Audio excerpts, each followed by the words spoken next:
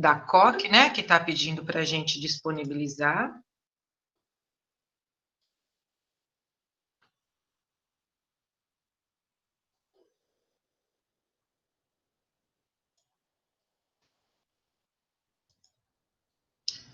Gente, boa tarde de novo, eu vou começar, né, lembro que nós conversamos um pouquinho sobre desenvolvimento de fala, numa das aulas que nós tivemos no terceiro ano ou segundo ano, agora já nem lembro mais quando foi, né? Então, a gente vai, mais uma vez, por favor, não copiem esse material, né? Na verdade, não copiem no sentido de direitos autorais, porque a gravação vai ser disponibilizada, né? Então, quando a gente pensa em produção de fala, né, e dentro da fonoaudiologia, né, a gente costuma colocar a fala num quadrante que fica com o pezinho dentro da motricidade orofacial e dentro da linguagem, né? Na fissura, a gente tem que pensar na fala como uma área à parte. Só que essas divisões, a gente tem que lembrar que são apenas didáticas, né? Que essas funções todas, elas interagem. E que a fala é uma função que depende de todo o desenvolvimento de todas essas demais áreas, né? Ela expressa a linguagem, ela depende do desenvolvimento das estruturas da motricidade orofacial e, obviamente, né, está relacionada de uma maneira bastante direta com o desenvolvimento da audição. Né? Sempre temos que pensar no trato, quando pensamos em desenvolvimento de fala, no trato vocal como um todo, e pensar na forma como esse trato vocal transforma as moléculas de ar em sons, né? A gente tem um grupo de articuladores ou válvulas, né? E aí eu incluí o articulador nasal, que é um articulador, entre aspas, porque ele é passivo, principalmente no indivíduo que não tem alterações, né? A gente tem que pensar nas cavidades, né? Então, além de pensar em articulação, em movimento, eu tenho que pensar em ressonância, como que esse som que é gerado lá no articulador laríngeo vai ser modificado nas diversas cavidades, né? Que são o produto dessa própria relação entre articuladores, né? E aí pensar na orelha humana, né? A orelha, ela desenvolve a habilidade de perceber as características distintivas do som da língua materna daquela criança que está se desenvolvendo, né? E ela aprende, de uma certa maneira, a produzir os sons, porque ela reconhece essas características, e são as características que dão, né? Que são o produto, né? Do modo, do ponto, do vozeamento, da nasalidade, da oralidade, que são produtos da interação entre o sistema articulatório e o sistema ressonatório. Tá? Então, em termos de articulador, a laringe tem a adução e a abdução, a velofaringe, fechamento e abertura, e os articuladores orais têm as suas ações para fazer os diversos sons, mas também dependem da permeabilidade das cavidades, certo? Aí eu tenho os vários articuladores e eu coloco o articulador nasal, que é passivo, no sujeito que não tem alterações, sempre entre aspas, né? Porque eu tenho que pensar na população com a qual estamos trabalhando, ok? Então, quando eu chego nessa situação em que eu produzo, ou que eu vou desenvolver, ou que eu vou pensar em como o bebê com fissura lábio-palatina vai desenvolver som, eu tenho que pensar, será que é só isso, né, que nós temos que considerar? Né? Na verdade, eu tenho que ter toda a parte de percepção, né? As etapas de percepção específicas para a percepção e a habilidade para poder perceber, né? Então, eu tenho que ter a acuidade auditiva, né? Mas é só isso, gente? A gente aprende essas duas coisas, né? A audição, a parte da motricidade, a gente aprende a parte da linguagem, claro, eu tenho que ter o conteúdo, né? Mas é só isso. Eu gosto muito, né, de pensar em fala, quando eu penso em fala, de lembrar da professora Marinês, né? Eu acho que esse para mim foi um divisor de águas, né? Quando eu escutei ela falar que fala nada mais é do que sopro modificado, né? E quando eu penso em como que esse sopro é modificado, né? Então essas moléculas de ar vão subindo, passando por todos esses articuladores, né? De forma que elas possam ser transformadas em sons, né? Então eu tenho que pensar em que percepção, né, que o bebê tem que desenvolver para que ele possa modificar esse sopro, né? A auditiva é óbvia, né? Mas ele tem que perceber movimentos e ele tem que perceber algo que a gente não dá muita importância. Não é que não dá importância, a gente não tem a divisão didática das percepções, né? Que é a percepção da pressão aérea. A gente não estuda, né, os barorreceptores, os mecanorreceptores que estão acima da glote, né? Quem entra na área da voz, né, sabe da importância dos mecanorreceptores abaixo da prega vocal, né? A importância desse sistema para que a prega vocal, para a vibração das pregas, para que a gente possa ter voz, né? Mas a gente muito pouco estuda na fonoaudiologia os outros mecanorreceptores, né? Que percebem pressão aérea no momento em que um articulador manipula, né? Modifica esse sopro para fazer um determinado som, tá? Então, quando eu penso, né? É só isso, eu tenho que acrescentar aquilo que a gente aprende conforme a gente trabalha na fissura lábio-palatina, quanto à importância da percepção da pressão aérea e do que a gente entende como pressão aérea, né? A gente costuma falar intraoral, mas vamos falar pressão aérea dentro do trato vocal como um todo. Tá? Eu preciso considerar isso para poder entender o que acontece quando um bebê com fissura lábio-palatina desenvolve fala na presença da fissura aberta. Ou mesmo ele continua desenvolvendo depois que é corrigida a fissura cirurgicamente, mas ele continua com DVF, né? Eu preciso levar isso em consideração, porque isso vai ter um impacto na características distintivas dos sons que esse bebê vai ser capaz de produzir. Quando a gente pensa em sons, né, vamos de novo lembrar que a gente divide em duas grandes categorias, né?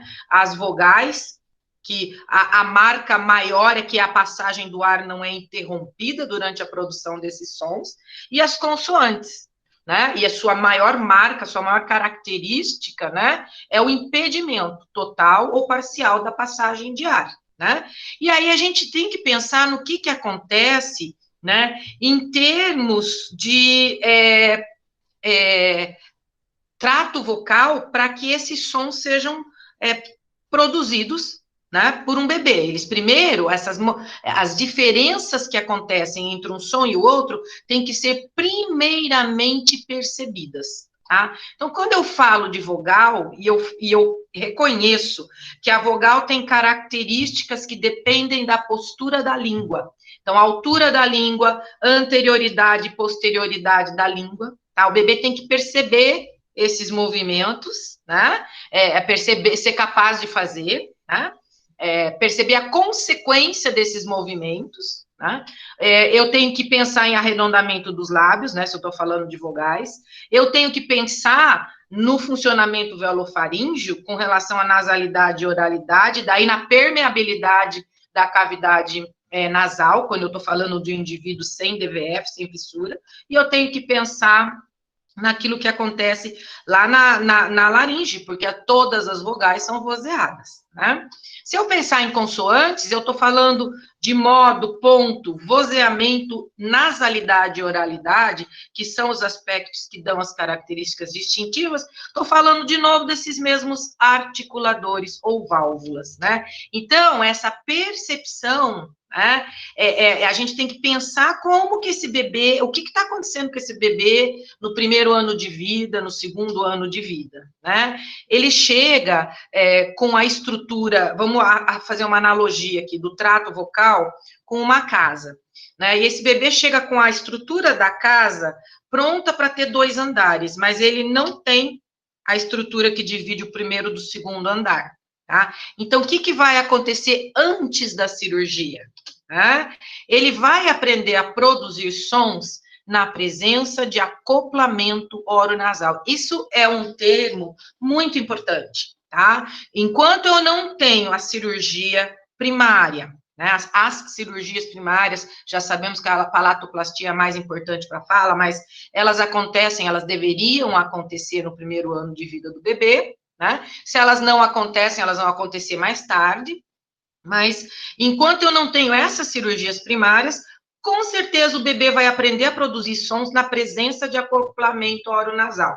E se eu tenho essa cirurgia e o resultado é disfunção velofaríngea, que vocês vão ter aula dia 1º de junho, né? O bebê continua com acoplamento oronasal. Eu posso ter acoplamento oronasal também nos casos de uma fístula, né? Então, fez a cirurgia, mas abriu uma área da cirurgia e ficou, né, uma abertura, ou deiscência, quando abre tudo, certo? Então, o que acontece com esse bebê, né? É exatamente a regulação da pressão aérea, né, nas situações de fissura não operada, DVF ou fístula, tá? Que vai ser um problema para esse bebê. Nós temos um pesquisador, o Dr. Donald Warren, ele é ortodontista, mas na verdade ele é um cientista, ele que desenvolveu, né, o instrumento que mede fluxo e pressão, né, ele trabalhava de forma intertransdisciplinar, e ele, estudando, né, em laboratório, né, produção de fala, estudando a velofaringe, né, os diferentes tamanhos de abertura que ficam quando eu tenho uma insuficiência, e por onde escapa o ar, escapa o som, ele sugeriu uma teoria de regulação do fluxo e pressão aéreos, né, que acontece, né, quando o bebê tem acoplamento oronasal, né. Então, ele sugeriu que no bebê que tem o acoplamento, essa regulação de fluxo é diferente do bebê sem acoplamento oronasal. E é legal pensar nisso, porque não é só diferente do bebê que não tem fissura. Eu tenho bebês com fissura que não vão ter acoplamento oronasal, passou as primeiras cirurgias e está tudo bem com ele, né? Lembra que a doutora Thelma deu aula ontem? Pode ser, a gente tem um índice cada vez mais alto, cada vez melhor de sucesso pós-cirurgia primária, né? Então, a DVF, o índice de DVF diminui cada vez mais, tá? Então, se eu tenho acoplamento, né, seja porque eu não operei, seja porque eu fiquei com DVF, ou uma fístula muito grande, né, a aquisição dos sons orais da fala vai ser diretamente afetada, tá? O direcionamento do fluxo aéreo vai ser comprometido e o controle da pressão do ar vai estar alterado, tá? Desde que eu tenha acoplamento oronasal. O que acontece mais especificamente, tá? Eu vou ter maior quantidade de energia acústica nasal. Por que eu digo maior quantidade de energia acústica, né? Ou seja, hipernasalidade. Eu tô falando de sons orais, tá? Por que eu digo maior quantidade? Porque o som, ele atravessa estruturas físicas, né? Então, eu não tenho zero de energia acústica quando a velofaringe fecha, né? Se eu falar com vocês, se a minha cachorrinha latir lá fora, eu escuto aqui dentro, né? Porque o som passa, né, pelas minhas paredes, pela minha porta. Mesma coisa durante a fala, a velofaringe fechada, uma quantidade de energia acústica sai pelo nariz. Mas quando eu tenho acoplamento, essa quantidade é maior e ela se torna perceptível, e ela é perceptível como uma alteração chamada hipernasalidade, tá? Eu vou ter escape de ar nasal, mas hipernasalidade não é resultado do escape de ar? Não. Hipernasalidade é o resultado do escape de som, da maior quantidade de som, né? Mas eu posso ter ar passando pelo nariz sem ter fonação. Por exemplo, se você prolongar um S, vamos pensar num S sendo prolongado, eu não tenho vibração de pregas, né? E se eu não fechar minha velofaringe, vai escapar ar, tá? Então, quando escapa ar, né? Eu tenho a presença de pressão aérea no nariz durante sons orais, certo? Isso não é esperado para esses sons, né? Nós que fechamos a velofaringe adequadamente não temos pressão aérea no nariz nos sons orais, tá? Nós temos, se eu tenho perda de ar pelo nariz, eu tenho redução do que sobrou de ar dentro da minha boca. Então, eu tenho a redução da pressão aérea na boca, tá? Essas duas coisas acontecem juntas. Se eu tenho menos pressão na boca, né? O resultado disso afeta diretamente o modo articulatório, né? Então, eu vou ter fraca plosão ou ausência de plosão, né? Eu posso ter menos fricção ou ausência daquele chiado, né? Que eu produzo quando eu tenho ou a pressão dentro da boca, tá? E eu posso ter, né, essa redução de pressão ser tão grande que eu vou ter um efeito indireto no ponto, na escolha do ponto articulatório que aquela pessoa vai usar, que aquele bebê vai desenvolver, porque ele está aprendendo a falar, né? E alguns bebês, né, nessa condição, podem, né, fazer uso de um ponto atípico, né, fora da boca, lá atrás da úvula, que a gente chama de pós-uvular, tá? Além disso tudo, o escape de ar nasal, ele pode ser audível, tá? Audível quer dizer, tem um ruído indesejado que é acrescentado durante a produção, que já tem redução de pressão na boca, já tem presença de pressão aérea, já tem mais energia acústica e ainda tem um barulhinho extra que faz distorção. Então, o bebê está aprendendo, se ele tem acoplamento oronasal e ele está aprendendo os sons orais, ele vai ter, né, grande chance de ter todas essas, grande chance não, se eu estou com a fissura aberta, ele vai ter todas essas alterações aqui, né? Então, no período de aquisição, né, antes da cirurgia primária, né, é impossível, né, para o bebê desacoplar a cavidade nasal da cavidade oral, né? Então, essa perda de ar, essa perda de som nasal, ela é obrigatória se esse bebê está com a fissura aberta, né? E ele está aprendendo a fazer os sons nessa condição, tá? Então, eu tô lá com o meu trato vocal e a minha fissura está aberta. Então, as setinhas aí azuis mostram, né? Sobrou menos pressão, menos moléculas de ar na boca, menor a pressão, porque eu dividi a quantidade, né, de moléculas aqui. O bebê, ele pode escolher dois caminhos, né? Eu posso ver dois tipos de produção, né? Eu tenho aquele bebê que mesmo nessa situação faz produções orais, e eu tenho o bebê que vai acabar desenvolvendo a produção compensatória, tá? No caso da produção oral, o ponto articulatório é oral, apesar do escape de ar e desses sons saírem com fraca pressão. Tá? Quando o bebê tem muita dificuldade para gerar e manter a pressão oral, né? E ao mesmo tempo ele é estimulado para adquirir esses sons que exigem, né, alta pressão, alguns podem passar a usar o que a gente chama de ponto articulatório atípico, pós-uvular, articulação compensatória. Vamos falar mais disso. Tá? Então, assim, durante o desenvolvimento de fala, na presença da fissura lábio-palatina, ou mesmo uma DVF, que pode ser congênita, né? As primeiras experiências, né, com produção dos sons da fala, de todos os bebês que não operaram a fissura, vão envolver escape de ar nasal e fraca pressão, tá? Só que isso para 100%, tá tudo aberto, estou tentando fazer som, eu vou ter escape de ar e fraca pressão. Só que somente alguns bebês vão desenvolver o uso da articulação compensatória, tá? Eu pus ali aproximadamente 25%, aproximadamente mesmo, eu acredito que esse índice está diminuindo, a gente não tem uma medida, essa medida do Centrinho até 2006, eram dados de uma pesquisa, né, de várias pesquisas.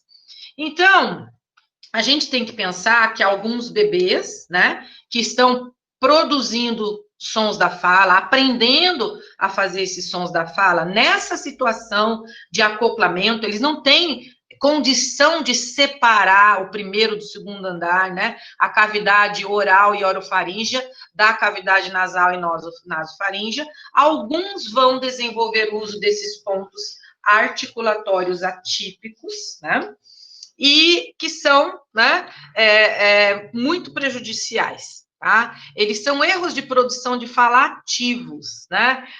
É uma reação que a criança tem, segundo aquele pesquisador Warren, à falta de condições para gerar e manter a pressão. Tá? Eles são uma resposta da criança à dificuldade de controle das pressões para a fala.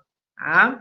Eles são os pontos que nos preocupam mais, né? São os pontos pós-ovulares. É óbvio que tem algumas articulações compensatórias descritas na literatura, né? Que são orais. Aí a gente trata elas como a gente trata outro tipo de substituição, né? Mas elas têm outras explicações, não necessariamente a DVF, né? A falta de um funcionamento velofaríngeo adequado.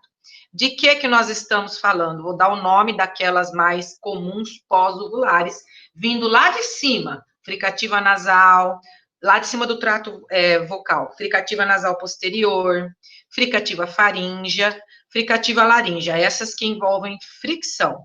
E aí, a plosiva faríngea e a oclusiva glotal, ou famoso golpe de glote, eu não pus entre aspas, né? Mas para mim deveria ser plosiva glotal, porque se eu tenho plosiva faríngea, eu tenho plosiva glotal, né? Mas o nome dela, o nome verdadeiro é oclusiva glotal, né? Vou falar um pouquinho dessas 6 produções atípicas, né? Que o bebê desenvolve, cerca de 25% deles podem desenvolver na presença do acoplamento oronasal.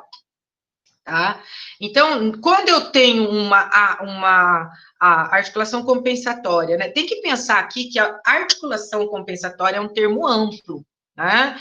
Tem articulação compensatória que é decorrente da relação dento-oclusal, tem articulação compensatória que pode ser decorrente da remoção de um tumor por uma alteração oncológica ou neurológica, né? Quando a gente tem que ser muito específico quando a gente fala de articulação compensatória relacionada ao acoplamento oronasal, porque isso é um fenômeno indesejado, né? Ela é muito prejudicial para inteligibilidade de fala, né? Nessa situação relacionadas à fissura, né, relacionadas à DVF, plosão e fricção são geradas, né, por meio de articulação inadequada do véu palatino contra a parede posterior da faringe ou contra a adenoide, se eu estiver falando, por exemplo, da fricativa nasal posterior. Né? Então, o que a fricativa nasal posterior requer em termos de articuladores? O véu palatino e a parede posterior da faringe, agindo juntos para gerar um som fricativo. Tá? Nós vamos ter aula sobre a avaliação, e aí a gente vai escutar essas produções. Nesse momento é entender o conceito. E eu não sei imitar muito bem. Então, fica para depois. A articulação, eu vou ter outro tipo, né? Eu posso ter articulação posteriorizada e adequada da língua contra a parede posterior da faringe.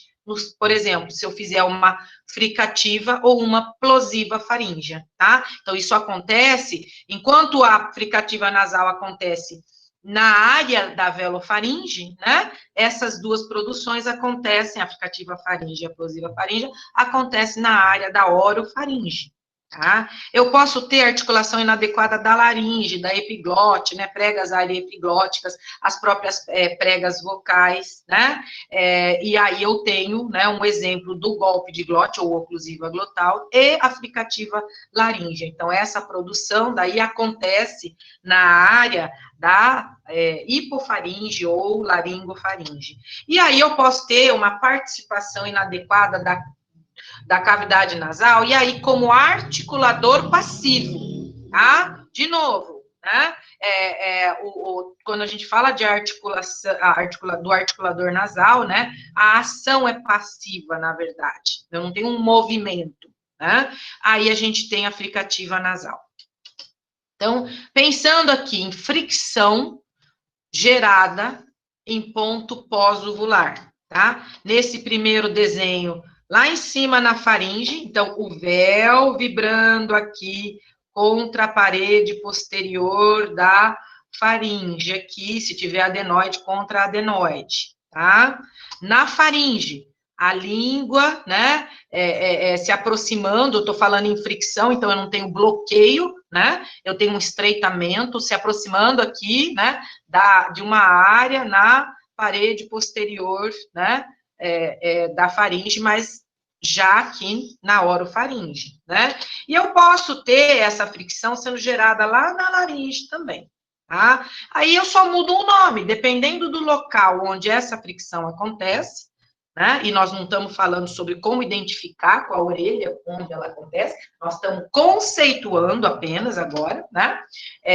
Se ela acontecer na área da velofaringe, fricativa nasal posterior. Se ela acontecer na área da faringe, fricativa faríngea. Se ela acontecer na área da laringe, né, ou envolvendo a epiglote, a fricativa laríngea, tá?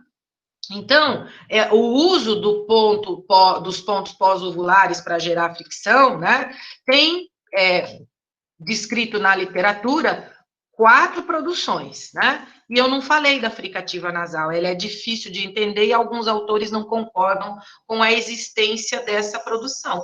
Vou trazer, né, esse slide de volta, onde a gente falou, né, sobre o bebê que está aprendendo a falar os sons orais, né, na presença do acoplamento oro-nasal, e a gente falou, né, da pressão aérea no nariz, da presença de pressão aérea, da redução da pressão na boca, e aí a gente falou de como isso afeta o modo e como isso afeta o ponto, né? E nós estamos falando que a fricativa nasal é uma alteração de ponto articulatório, tá? Então, a gente tem que usar esses 2 conceitos aqui, do ponto alterado e do escape de ar nasal, que é audível, que gera um ruído indesejado, né? E pensar que eu vou deixar de fazer o ponto da fricção oral, ou eu vou fazer ele coarticulado, com esse ruído indesejado lá dentro da cavidade nasal, mas esse ruído, essa produção, essa saída de ar, né? E a gente acredita que ela é sempre audível, né? Mas a gente eu acho que isso não está bem explicado, é difícil entender a fricativa nasal, mas esse ruído indesejado, quando ele é incorporado como característica distintiva de um som, ele é chamado de fricativa nasal e é um ponto compensatório. Eu usei aquele articulador passivo, onde é gerado turbulência, né, para caracterizar né, o falante que desenvolveu fala com acoplamento oronasal, para caracterizar um som fricativo. Tá? É a mais difícil de entender. Mais fácil de entender e de escutar, na minha opinião, são os pontos pós-ovulares usados para gerar plosão, né? E a gente tem aí 2 produções, a plosiva faríngea e a oclusiva glotal ou golpe de glote, né? No caso do bloqueio, né, total do ar, usando a língua e a parede posterior da faringe, né, eu tenho, né, o ponto pós-ovular na faringe. E no caso desse bloqueio ocorrer na laringe, eu tenho como ponto articulatório a laringe, né? Então, a plosão na faringe me gera a plosiva faríngea. A plosão lá na glote é o que gera a oclusiva glotal, ou golpe de glote, tá? Entendendo esses conceitos, né, nós vamos estudar melhor como que a gente avalia, como que a gente reconhece, né, nas próximas aulas, tá? importante agora é entender esse conceito. Além de fazer os sons em pontos atípicos, né, o que mais pode acontecer, né, na presença do acoplamento oronasal durante o desenvolvimento da fala nesses bebês?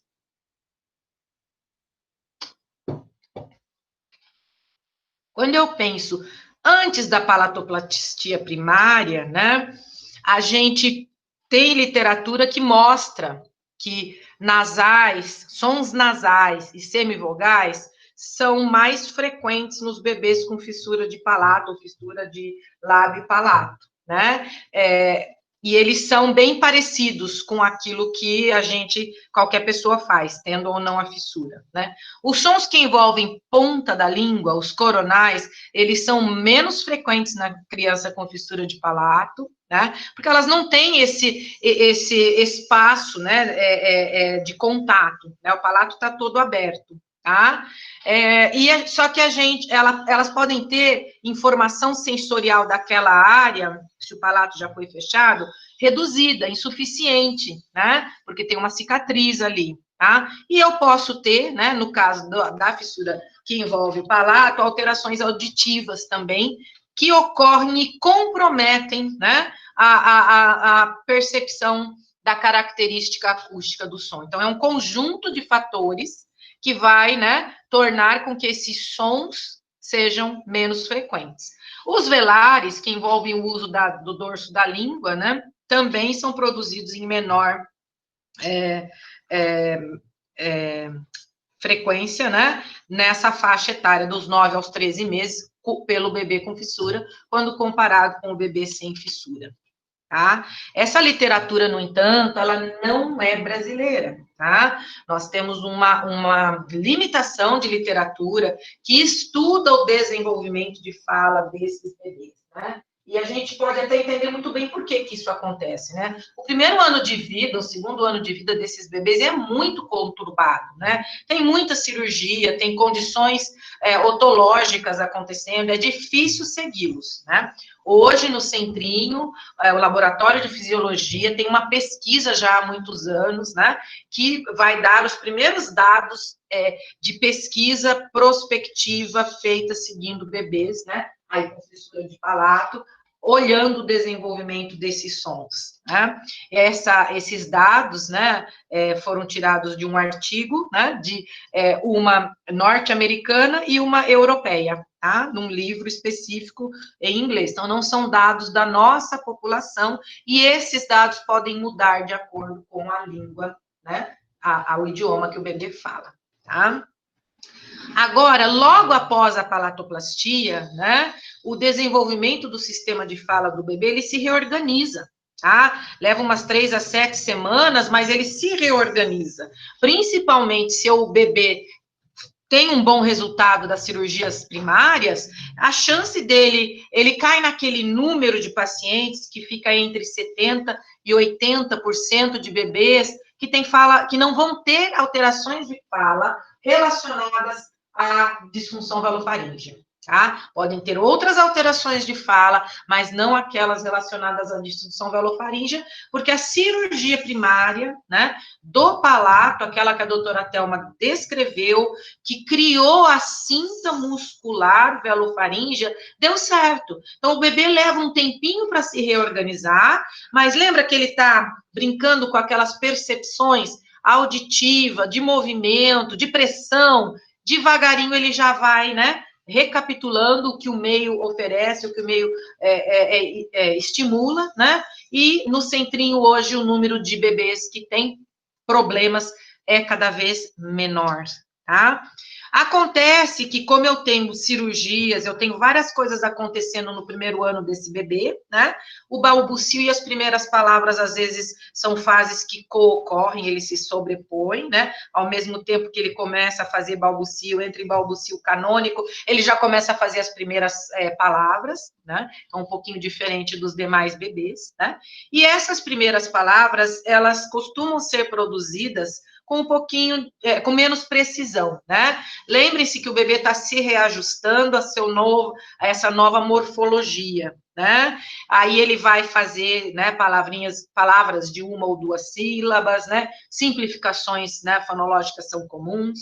Claro que tem diferença de bebê para bebê, né? Porque tem muitos fatores de risco, né? Os bebês apresentam uma seletividade das produções que eles fazem, né? Então, eles têm produções que eles evitam, porque são mais difíceis para eles, né?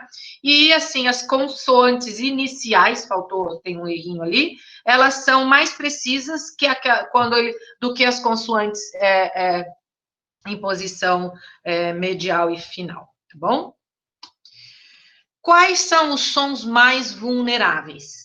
Tá? Olhando num todo, tá? Obviamente, as vogais, né? Elas vão ser nasalizadas se eu tiver acoplamento das cavidades, em algum grau, né?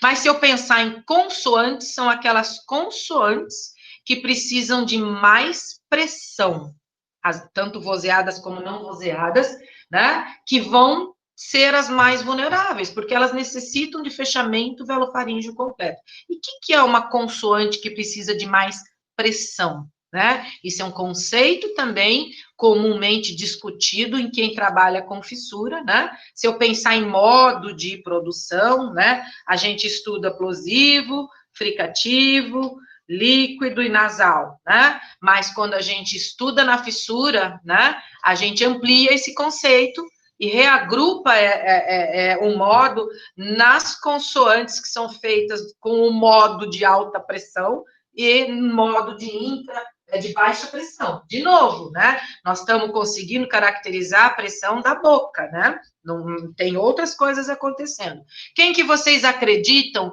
Qual grupo que vai estar, né? Dentro do modo de alta pressão? Obviamente, aqueles que precisam de plosão e de fricção, né? São sons que precisam de muito ar, né? Dentro da boca. E aqueles que estão na baixa pressão são os líquidos e os nasais, né? Então, vamos falar um pouquinho dos sons nasais aqui, né? Naturalmente, eu preciso da abertura velofaríngea, né? Permeabilidade, né? Nasofaríngea e nasal, né? E aqui eu tenho os lábios, né? Aciona prega vocal. Se eu der uma prova, vocês têm que acertar que o som sendo ilustrado no diagrama é uma, né? Aqui eu tenho ponta de língua, né? De novo, também, fonte sonora, né? Saindo pelo nariz, né? E aí eu tenho o dorso da língua, né? Até pode ser mais para frente um pouquinho aqui no diagrama, unha, né?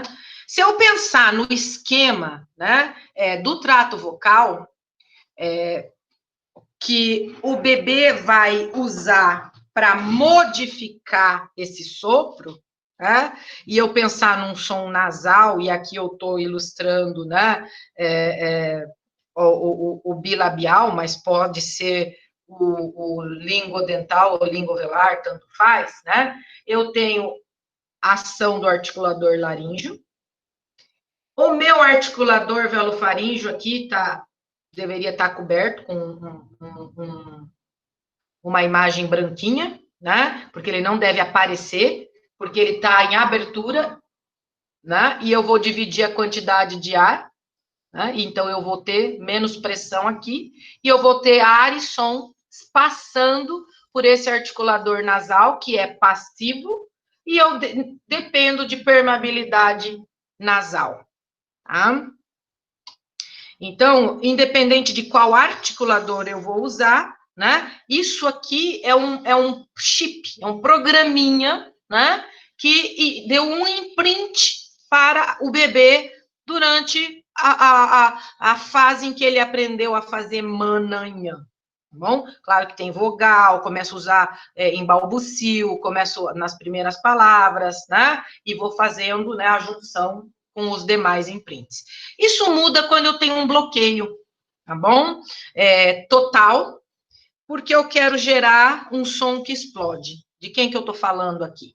né? Então, eu tenho as moléculas de ar, eu bloqueio totalmente, eu quero uma explosão aqui. Eu estou falando dos explosivos do português, né?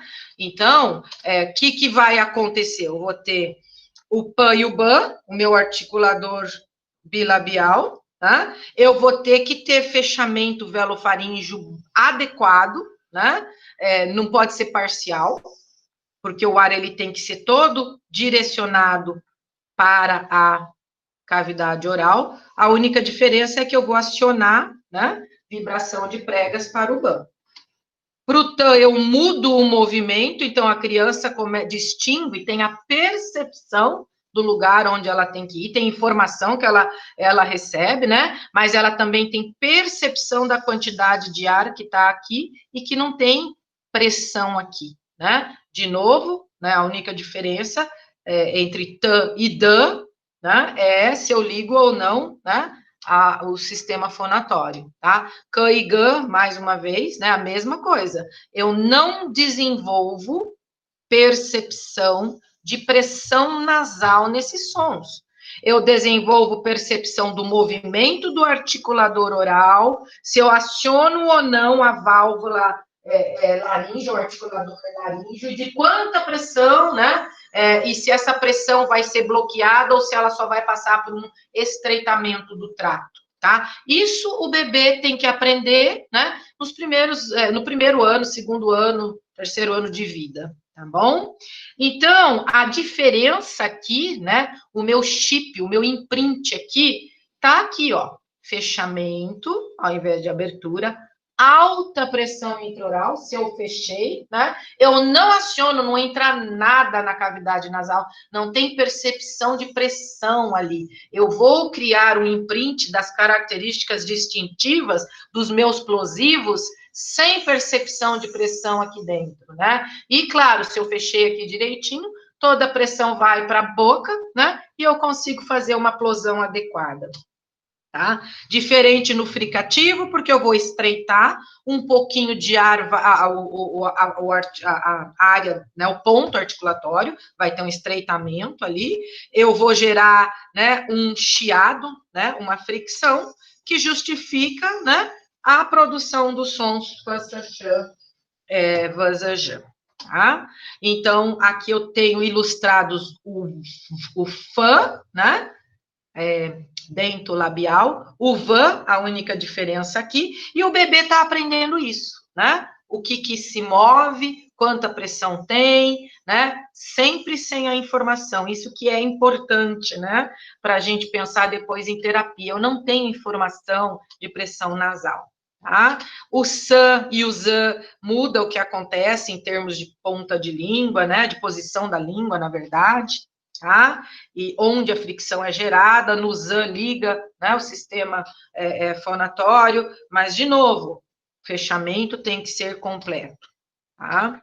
E a diferença aqui, né, é o que acontece, né, no articulador oral, né, eu bloqueio ou eu faço um estreitamento do articulador oral. Nos demais articuladores, né, no nasal não é acionado, na velofaringe tem que ter fechamento para gerar alta pressão, e o laríngeo, claro, né, vai vibrar ou não vibrar, dependendo se é um som vozeado ou não, certo? Então, a gente tem esse entendimento do que acontece no desenvolvimento da fala, vocês já aprenderam quais são as etapas de aquisição de cada som, né? E aí, o modo e o ponto articulatório, né? Aí começa a transpor isso para o bebê que tem fissura ou DVF e que está aprendendo a fazer esses sons nessas condições, né? Atípicas, e aqui eu pus uma pessoa com fechamento velofaríngeo, devia trocar essa imagem agora que eu percebi, né? E ele tem, do mesmo jeito que o bebê sem a fissura e sem a DVF vai desenvolvendo as percepções auditiva, dos movimentos e de pressão aérea, o mesmo acontece com o bebê com fissura, quando ele vai aprendendo as características, né, vai aprendendo a fazer as vogais e as consoantes, e vai criando, né, essas características lá no seu engrama de produção de fala, tá? Então, a gente já falou das percepções, a gente sabe a importância de todas elas, né? Nós falamos da percepção dos movimentos, né? Da percepção da pressão aérea, mas a gente precisa estressar, né, a importância da percepção auditiva, né, e percepção auditiva de fala vem antes de produção de fala, tá? E a gente precisa lembrar que o bebê, né, ele nasce sendo sensível aos padrões sonoros do input do ambiente dele. Só que ele é sensível a esses padrões de qualquer língua, qualquer idioma, né? Então, se o bebê nasce aqui de pais brasileiros no Brasil e eu levo ele adotado por pais chineses, né? Ele vai aprender chinês, né? Por quê? Porque ele vai aprender a selecionar aquelas características, aqueles padrões sonoros que são importantes para aquela língua, tá? E ele vai aprendendo a detectar progressivamente, né? Esses padrões. Tá? Então, no começo ele aprende, né, de uma forma geral, todos os bebês são iguais, tá? E essa sensibilidade para perceber, né, essas oposições fonéticas, o que é que contrasta um som do outro, né, dentro de uma determinada língua, é o que vai fazer com que esse bebê possa distinguir, né, as produções que são importantes da língua materna que ele está desenvolvendo, né? Falo língua materna e, né, na língua do seu ambiente, tá? Então, essa habilidade de percepção categorial, né, é o que possibilita que o bebê vá distinguindo e memorizando as características fonêmicas de sua língua. Isso acontece no primeiro ano de vida. Então, o bebê primeiro percebe, começa a perceber que tem coisas que são mais importantes, né? E, claro, ele tem que ter um meio que produza aquela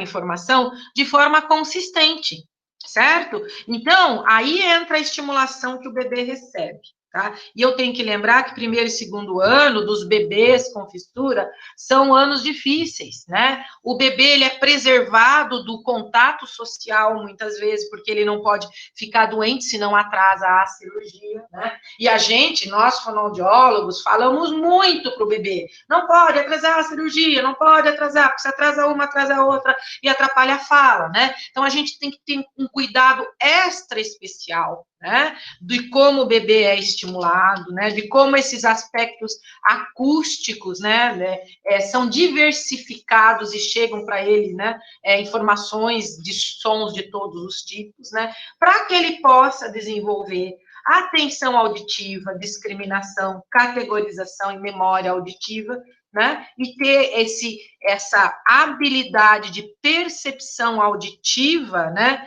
formada adequadamente. E aqui eu já tenho um grave problema, né, do bebê que tem fissura de palato, né? Doutora Thelma falou, doutora Giovana lembrou de novo, né? Nós temos alterações, né, da cartilagem em si, do tórax tubarum ali, alteração muscular, né? A gente aprende que é o tensor do véu palatino, mas na verdade é o tensor, o elevador, até o salpingofaríngeo, todos eles atuam ali de forma a garantir que eu tenho, né, abertura e fechamento dessa cartilagem da tuba auditiva e eu possa ter função da orelha média adequada. Né? Então, eu já tenho um bebê que tem várias coisas acontecendo, e se ele tem fissura de palato, antes da cirurgia de palato, todos os bebês têm disfunção tubária, é universal. Eu não tenho como abrir a tuba.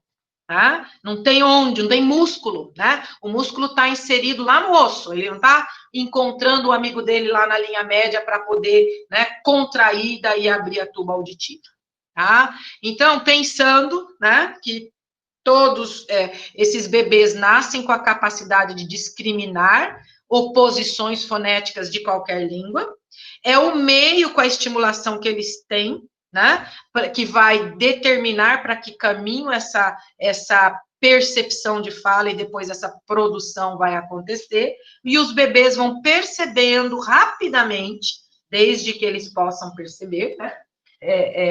Que eles têm que declinar gradativamente as vivências que não são prioridades na língua dele, né? Aí ele vai fazendo isso conforme ele vai internalizando, né, a linguagem, né? Então, se a gente pensar nisso, ruídos, né, onomatopeicos, ruídos, buzina de carro, num começo, né, tá junto na mesma categoria, numa mesma gaveta que ruídos de som, certo?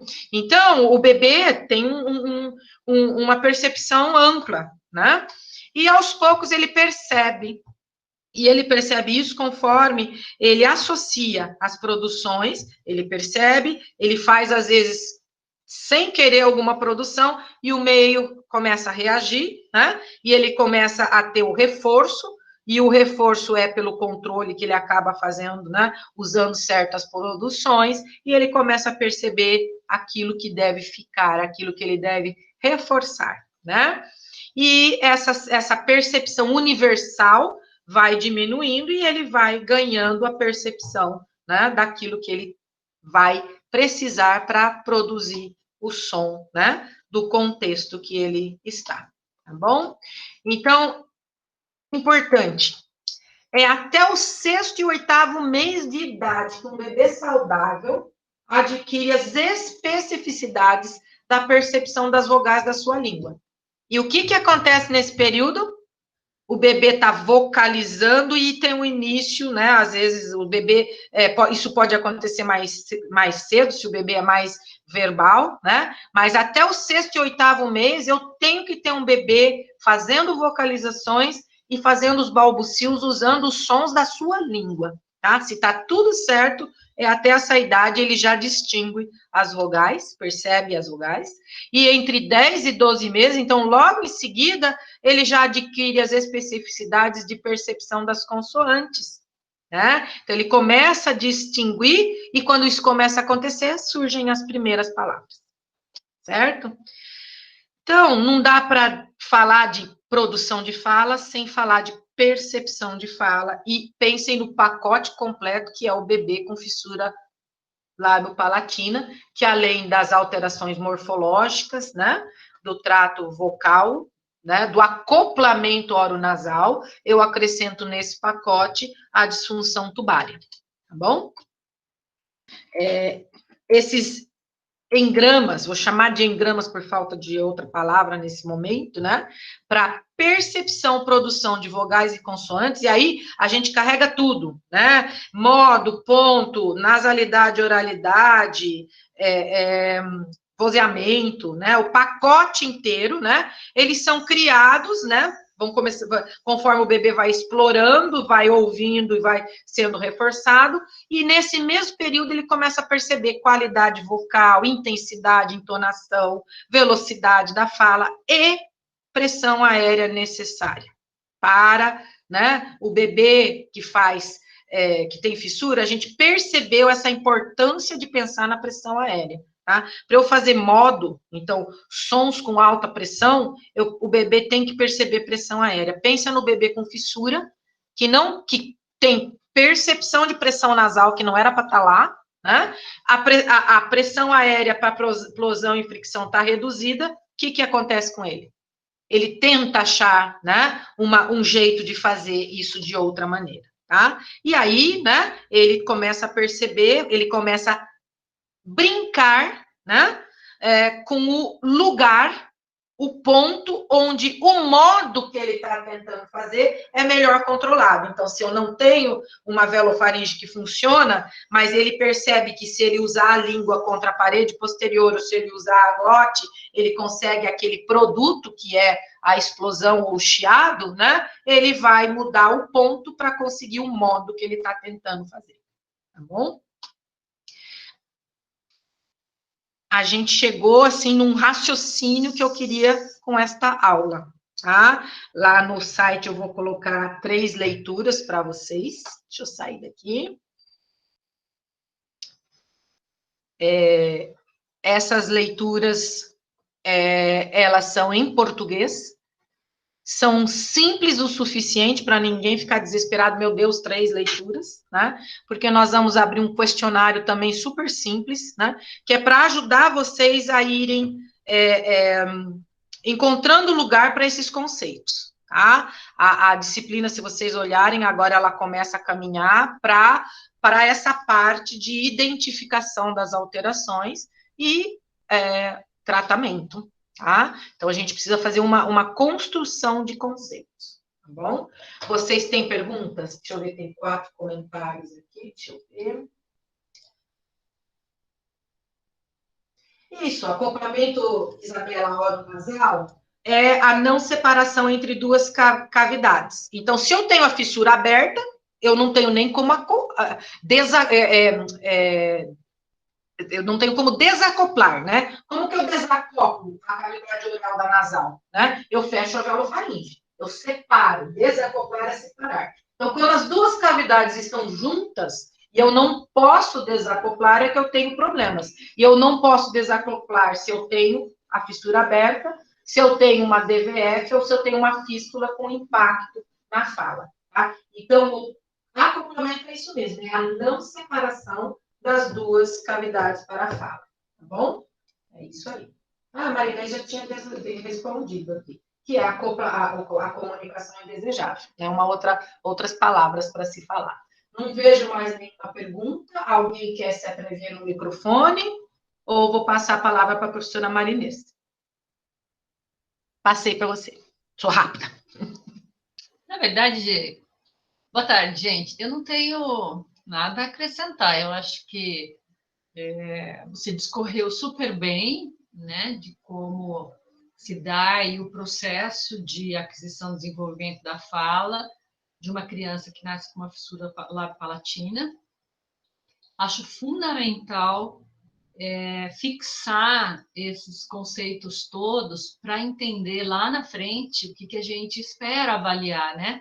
E quando a gente avalia uma fala alterada, a gente tem que ter muito bem sedimentado como que aquela fala chegou até aquele ponto, por que ela está assim, né? Ela veio, ela aconteceu como?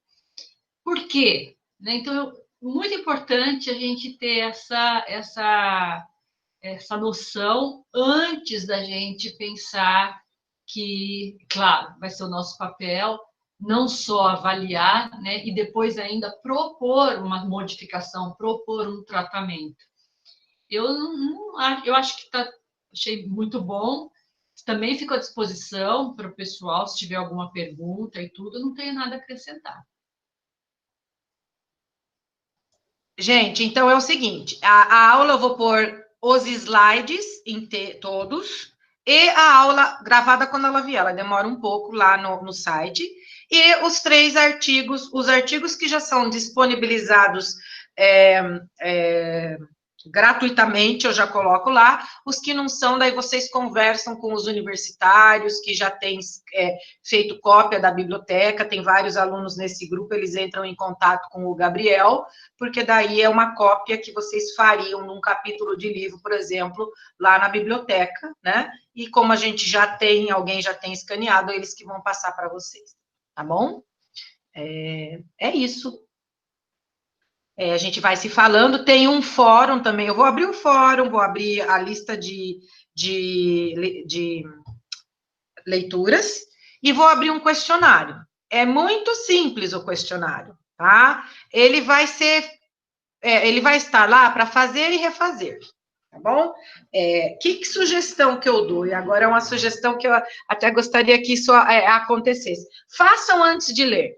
Vocês tiveram aula, né? Façam antes de ler, tá? Depois façam a leitura e olhem se vocês mudariam, vocês vão ter o feedback, se vocês erraram ou não. Não é um questionário complexo, nós não estamos ainda. Ele vai se tornar cada vez mais complexo, né? Mas a gente puxou aí um raciocínio em cima do como o bebê desenvolve som. Já façam, ele vai estar aberto para refazer, né? E olhem o que vocês erraram, porque aquilo que vocês erraram, vocês vão lá enquanto vocês estiverem lendo esses 3. Um artigo e 2 são capítulos de livro, tá? Super simples. aí vocês vão ler buscando essas respostas. E se vocês discordarem, falam, olha, eu acho que o capítulo de livro não esclarece, pelo contrário, fala o contrário do que vocês estão falando. É legal a gente discutir, adoro quando isso acontece, tá bom? Beleza, gente? Fomos? Tchau para todos. Tchau para O todos. questionário, Isabela, eu vou abrir já já. O questionário, ó, tem o questionário da aba desse dia, do dia 28, tá? Vocês têm formulário para preencher para mim, tá? Que é o formulário do termo de funcionalidade da disciplina, tá? Esse formulário é o que a gente está usando depois para fazer a matrícula, tá? Preencheu aquele formulário, eu preciso do nome e do número de vocês no formulário para fazer a matrícula, tá bom? Não é só a lista que a gente vai dar lá para o pessoal da graduação, tá? Mas é isso, Isabela, é esse questionário, né? Que você perguntou, porque tem tanto questionário agora que, tá? Rogê, nosso próximo encontro, então, seria 1º de junho. na segunda-feira. Professora Marinês e doutora Thelma, né? Doutora Thelma vai falar primeiro da DVF, da perspectiva do cirurgião, né? É a perspectiva da cirurgia. A gente vai ver que a gente até vai abordar um pouquinho diferente. É importante ver isso, tá? Porque os livros, os artigos também mostram, né? Uma perspectiva um pouquinho diferente. Se vocês lembrarem que a Giovana falou o papel do fono nessa definição de conduta, do entendimento do que é DVF e como trata, aí vem a professora Marinês que dá esse respaldo. De novo, é um dia como hoje, é um dia com 2 horas de aula, a gente dá 10 minutinhos de intervalo, tá? Mas é isso, gente. Tchauzinho. Tchau, pessoal. Descansem. Até segunda.